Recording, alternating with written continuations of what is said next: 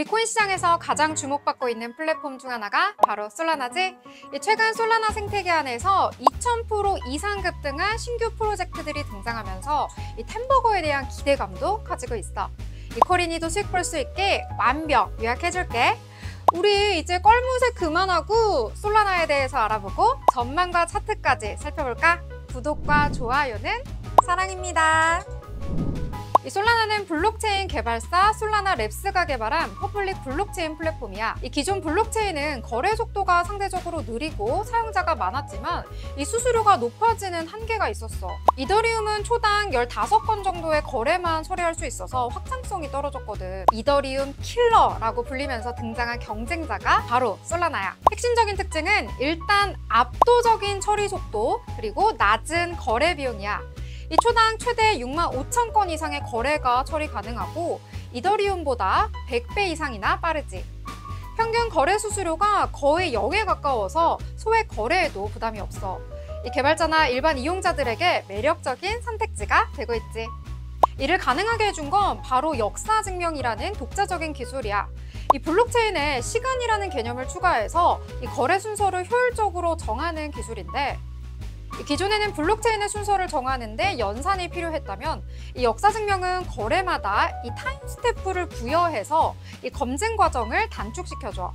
그래서 NFT 거래, 디파이, 웹3, 게임 분야에서 이 폭넓게 활용되고 있는 중이지. 이 솔라나 활용 분야와 생태계도 살펴볼까? 이 솔라나는 처리 속도가 빠르고 거래 수수료가 저렴하다는 특징 덕분에 이 다양한 분야에서 활용이 되고 있어. 이 플랫폼 코인으로 작동하는 주요 코인 중 빠른 속도로 이 성장세와 규모 확장을 거듭하고 있지.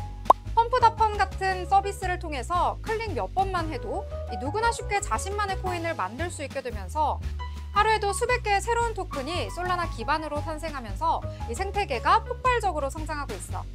특히 디앱, 디파이, 게임, NFT 등 이 다양한 웹3 서비스의 기반 인프라로 활용되고 있어.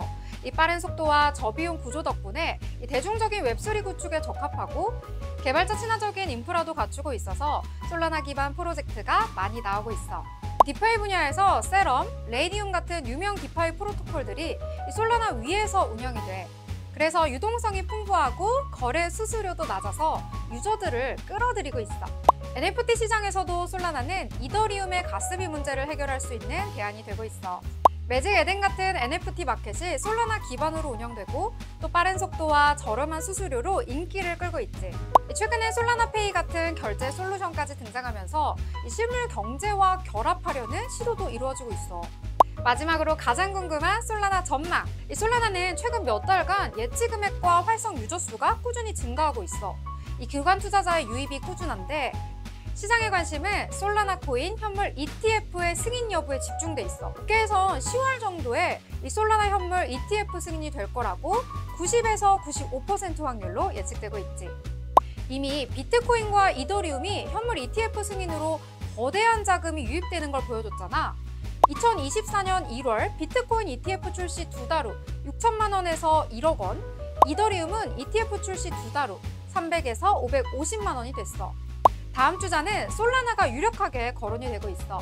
이 기관 투자자들이 솔라나에 투자할 수 있다면 이 지금과는 비교도 안 될 만큼 솔라나에 자금이 유입될 거야.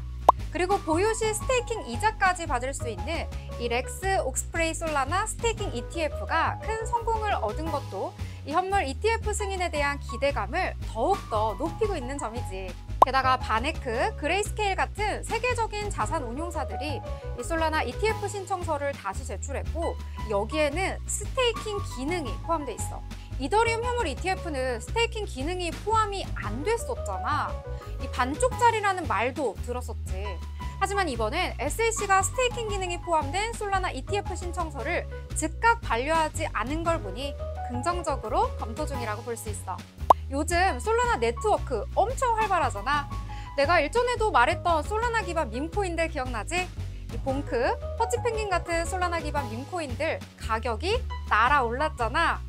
이 알트장에서도 밈코인이 활발하게 움직이고 있다는 건 이 네트워크 수요가 증가한다는 거고 메인 토큰 시세까지 상승하는 구조가 반복돼.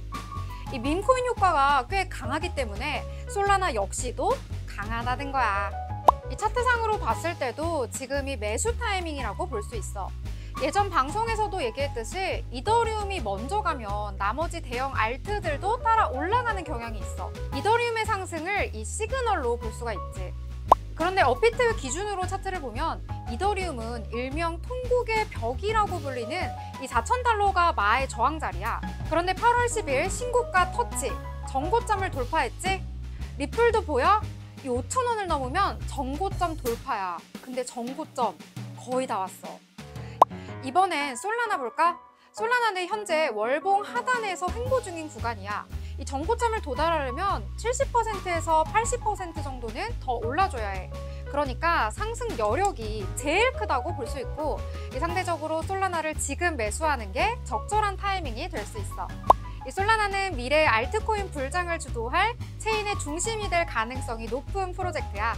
이 다양한 글로벌 파트너십과 활발한 커뮤니티 지원으로 생태계 확장이 계속되고 있고, AI, RWA 분야까지 접목하면서 시장이 커지고 있어. 이 10월에 다가올 솔라나 ETF 승인 가능성도 기대해 볼 만하니까 미리 준비해서 이 대불장의 진가를 만끽해 보자고. 더 궁금한 코인은 댓글로 남겨주고, 구독과 좋아요는 사랑입니다.